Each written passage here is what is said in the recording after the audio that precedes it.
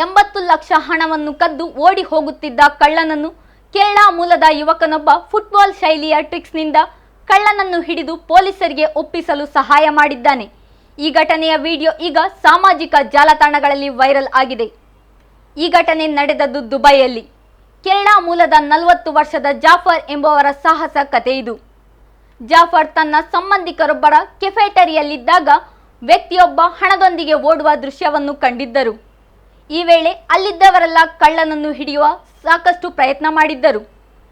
ಈ ವೇಳೆ ಕಳ್ಳನನ್ನು ನೋಡಿದ ಜಾಫರ್ ಓಡುತ್ತಿದ್ದ ಕಳ್ಳನಿಗೆ ತನ್ನ ಕಾಲನ್ನು ಅಡ್ಡವಾಗಿ ಹಿಡಿದಿದ್ದರು. ಪರಿಣಾಮ ವೇಗವಾಗಿ ಓಡುತ್ತಿದ್ದ ಕಳ್ಳ ಅರೆಕ್ಷಣದಲ್ಲಿ ದೊಪ್ಪನೆ ನೆಲಕ್ಕುರುಳಿದ್ದ. ನಂತರ ಜನರು ಈ ಕಳ್ಳನನ್ನು ಹಿಡಿದಿದ್ದಾರೆ. ಲಭ್ಯದ ಮಾಹಿತಿ ಪ್ರಕಾರ ಏಪ್ರಿಲ್ 14ರಂದು ಬಾನಿಯಾ ಸ್ಕ್ವೇರ್ ಲ್ಯಾಂಡ್ಮಾರ್ಕ್ ಹೋಟೆಲ್ನಲ್ಲಿ ಈ ಘಟನೆ ನಡೆದಿದೆ. ಇದಾದ ಬಳಿಕ ಕಳ್ಳನನ್ನು ಹಿಡಿದ ಜನರು ಈತನನ್ನು ಪೊಲೀಸರಿಗೊಪ್ಪಿಸಿದ್ದಾರೆ.